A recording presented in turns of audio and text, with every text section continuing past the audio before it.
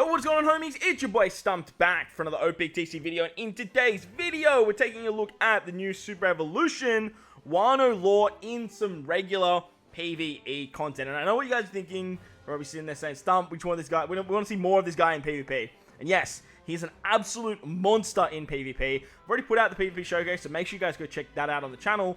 However, besides PvP, this guy is very, very good in the rest of the game. He's an exceptional sub, he's a fantastic captain, and with his 6+, he just got a massive buffs to everything that he was already doing, which is very, very nice to see. Even before his 6+, he was just an exceptional character, and they had a lot to work with this guy, and they just did a fantastic job of making him a very, very powerful unit. So, we're going to start the showcase off over here in Revolutionary Army 2, Garp's Challenge, and I've put together a bit of a Heart Pirate lore-centric team, where we're using characters that are all associated with the character lore, including a Beppo support on lore as well. We didn't want to forget poor little Beppo. And we're going to run Revolutionary Army 2 in a less stereotypical way to what we would normally do in 2024. And we're going to run it with the strengths of lore in mind. He's very, very good at taking damage. He's very, very good at healing. He's got a massive damage reduction pool in his captain ability. He's got a massive healing ability in his captain ability. And when you run 2 lores, you can get through a lot of hard content just by sort of taking your time with the runs, making your way through the content, and provided there's no like gimmick that like after the 3rd turn they blow away all your units or anything like that, lore can basically make his way through very long runs like these Garp Challenge Revolutionary Army 2s, Heavenly Demon 2, Forests, all of those really long stolly content, and if we ever do see them again, lore is going to be the man to use as a captain. On top of that, in 2024 content, all of these abilities are going to be very, very good for stuff like death hits. They're going to be very, very good for like turn 2 where they interrupt, they do a bunch of damage to you. As we have been seeing more and more of them, like the Kazuna that we are actually fighting right now for the 6+ of Wano lore. But Wano lore has some fantastic classes at his disposal. He is a Psy Free Spirit Slasher. I was low-key kind of hoping they would change him to like Cerebral Striker as a bit of a side grade. I'm not displeased that they didn't. Any character that has Free Spirit in their tag in PvE is automatically winning because it's the best class in the game.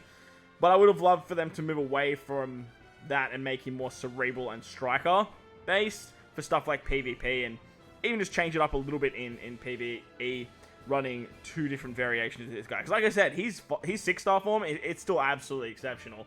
But as a captain, with his level limit break at level 3, so you get the buffed captain ability, which most of you guys should have, honestly. Wano lore's been out for a very long time. He was the very first One Piece Day unit, like in 2021, I believe. Off the top of my head, or maybe it was 2020. It might have even been 2020. Because we've had 4 One Piece Day units in Zoro Sanji, the Reverie Girls, Straw Hat Krooby 1, and then Wano lore. So, man, he could have been like a 2020 unit. That's crazy to think that Wano lore is a 2020 unit.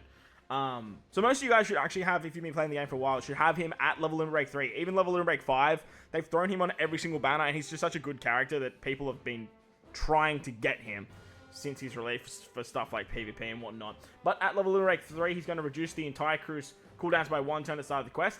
If your crew is at full HP, Free Spirit, Fighter, Striker, Slasher, and Cerebral characters get a 5.5 times attack boost, 4.5 times otherwise. He heals 3,000 at the end of the turn, reduces damage taken by 25%, changes int orbs into Wano, and when moving into the next battle, recovers 30% of the damage received from the previous battle in the amount of healing. And if you overheal 30,000, he adds 10 turns of despair to his captain ability. If you guys do not have him at level limit break 3, he basically just doesn't have the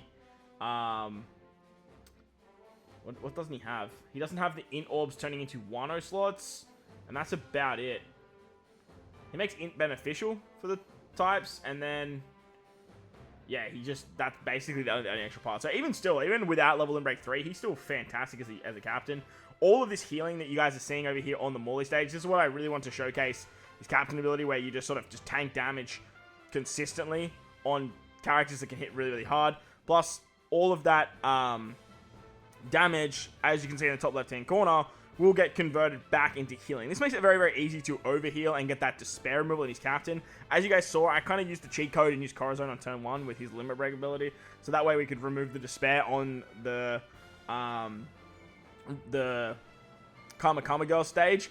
But as you guys can see, like, getting the overheal is very, very easy on these turns if you can stall. However, if you stall a little bit on like turn 1 and turn 2 of regular content, and you're getting 7,000 heal per turn, you're going to hit 30,000 by like the 5th turn. Like, it's absolutely wild. On top of that, if you take any damage from mob units, you can just use that to heal back as well. So you can do a lot of fun stuff with this guy, reducing damage by 25% with 2 laws, and then with your sockets, if you run the Miguelo ship, you're getting another 10% damage reduction. So you're getting a lot of damage reduction with 2 laws and with the ship and sockets. I think it's well over 50% damage reduction, which is crazy. On top of all his healing, it's very, very nice. But as a captain, the big downside to him is if you're not at full HP, you're not getting the 5.5 times captain ability. And if you don't have that 30,000 overheal, you aren't getting the despair removal. Remember, they didn't add super class, they didn't add super type. I think that would have been an absolute marvelous touch if they gave him a super type for Sire and added just, I don't know, some basic ass bullshit ability just so he has a super type, really. Could just be, I don't know, increases the chain multiplicative buff by 1.5 times, or even just like a tap timing thing to go with his chain boundary. Would have been really, really nice. But look, I'm not overly bummed that they didn't. I think adding the despair part with his captain ability, adding in orbs being turned to Wano, is a very, very nice buff for the unit as a captain. Because, look, nowadays, you're not really going to be utilizing that stall scenario, but having that heal and being able to get that despair very easily is a really, really nice touch. And having other characters that can heal, like Corazon and other cerebral characters like Shiroshi Mantre, you can easily get over that 30,000 very, very quickly. Very, very easily. He also gives cooldowns in his captain ability, so makes him a bit of a speed captain as well. So he's a nice blend of being very tanky, getting real good damage output, getting a bit of orb manipulation, as well as being a little bit faster. However, I did find that orbs without his special can be a little bit of a problem just for regular stages. If you aren't getting in orbs, obviously, then you're not going to be getting the Wano slots, but for that, he doesn't have a negative orb himself, and in characters, they have a better beneficial orb, so you can use that to your advantage with this sort of orb shenanigans. He also hybrids really, really well with all of the anniversary Super Sugo Fest units. They added Cerebral into his captain ability. I'm also now noticing, too, that his captain ability adds the extra turn of cooldown. It's 3,000 healing, not 1,500 healing as well. But that extra Cerebral tag opens the door to a lot more units that he can actually bring. He always had the Fighter, Striker, Slash, and Free Spirit. But if you have a look at the 10th anniversary exclusives, you can actually utilize all of them under Wano Law or alongside him. He hybrids really, really well as captains with Shanks and Ace because he buffs both Slash and Free Spirit and they buff him. And he hybrids really, really well with Anniversary Luffy because Luffy can give a full body int slots that you can turn into Wano Orbs. Now, this is really, really beneficial because Wano Law has an extra perk in his special that allows him to get more turns of his damage output if you have a Wano slot on Law. So, not only does he generate them in his captain ability, which is really, really nice, but you can use something like Luffy to give yourself a full bottle Wano slots or in orbs, which you can still get that same effect from with just that Luffy special. Yes, Luffy's special is not going to buff Law, but Law is still buffing Luffy, which means you can still run him for like turn 4 shenanigans and all that kind of stuff as well. At level limit break 5, Law's special will do a 10% HP cut, which that ignores all defensive effects. It does 200 times his attack in all enemies at the end of turn for 3 turns. Gives you a full board of orbs through block, which is awesome because it used to just be like block, recovery, tandem, and unfavorable. Now it's just a straight full board of orbs. And if your captain is the primary classes, fighter, slasher, striker, or shooter, he gives you a 2.75 times orb boost for 2 turns. This used to be a 2.25, which is just a massive jump to 2.75. And if your captain is the secondary classes, Free Spirit driven cerebral powerhouse, he sets the chain boundary at 2.75 up to 35 times for 2 turns, which again, massive jump going from 2.25 all the way up to 2.75 as a start rate. After that, if he has that Wano or in orb or an empty block bomb, recovery G, super bomb, or rainbow orb on top of the Wano or in orbs, he's going to extend the duration of slot effects and chain locks by 1 turn, including the ones from this special. So having the synergy with these anniversary exclusives to get these orbs and get massive damage output is very, very nice. And you can just run them all in the same team with Law, and you're going to do some really, really nice stuff. Another place that I loved to use Law back in the day was Forests. And as I mentioned in Revolutionary Army 2, if you guys are struggling with like Magnetic Forest and whatnot and you're a newer player, you've got to chuck on good characters, throw them in against something like the Magnetic or the Straw Forest, which are the two of the hardest forests, or even some of the early ones as well, and you're going to have very good success. Alright, so I sped our way to level 11 because screw all that fodder stuff, but all the fodder stuff is great because Law's healing 7,000, well, with one Law about 4,000, with level limit break as a captain, so you're very easily going to attain that 30,000 overheal very nicely and very, very quickly. Law's captain ability giving Wano orbs as an in orb is just, it's so beneficial to mesh with his special that when you are doing particular pieces of content that give you an unfavorable orb, it'll just turn this into a Wano slot that you can use to your advantage. As I mentioned, taking on stuff like Forest, taking on something like long content, Law shines really, really nicely in. However, if you build the team right, he can still work exceptionally well in short game content. As a captain, I don't really see him being used all that much compared to some of these other super powerful characters. A 5.5 times captain ability is very, very strong. Having the ability to get around despair is great, and obviously generating Wano orbs is very, very good. All his damage reduction stuff and his healing is just a really nice cherry on top. However, with characters that can be like a 6 times attack boost, like say Shanks, Ace, and Luffy can, that also have utility and ridiculous specials and super EXs, I just don't think you'll find a real home as a captain in today's meta. That's not saying that the unit is bad. I definitely don't want to discredit what the unit is doing and how powerful he actually is. He has access to some of the best characters in the game. As you guys can see here, we just threw Nami, Zoro, Sanji, Ace, and like Gear 5 as a friend captain to take down a no-stall run of a forest, which is just ridiculously easy nowadays over here on the magnetic forest.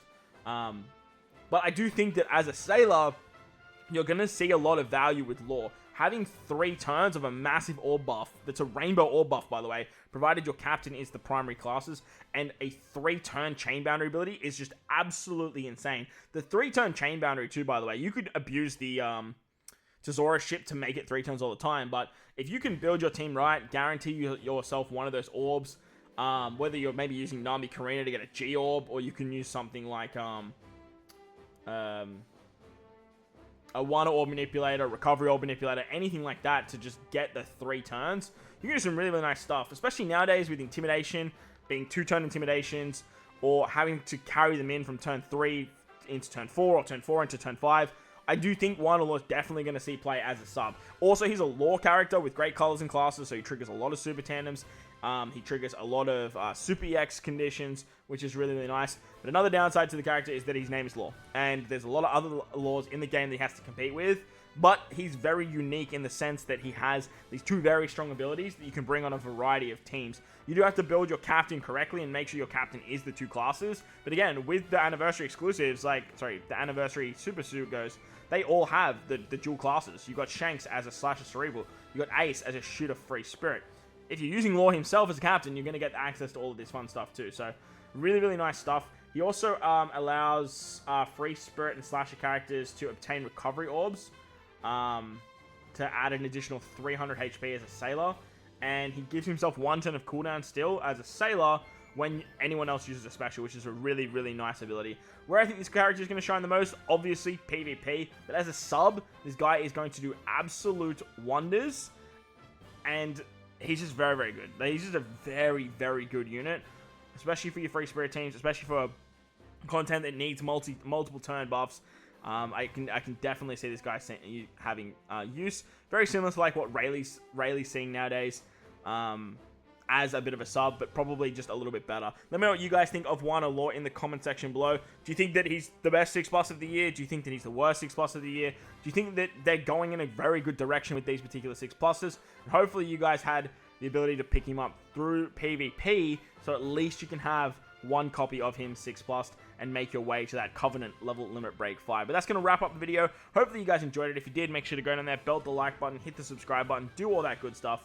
Most importantly, whether you guys aren't in this beautiful world, please remember to enjoy the rest of your day. As always, homies, thank you all for watching, and I will catch you all in the next one.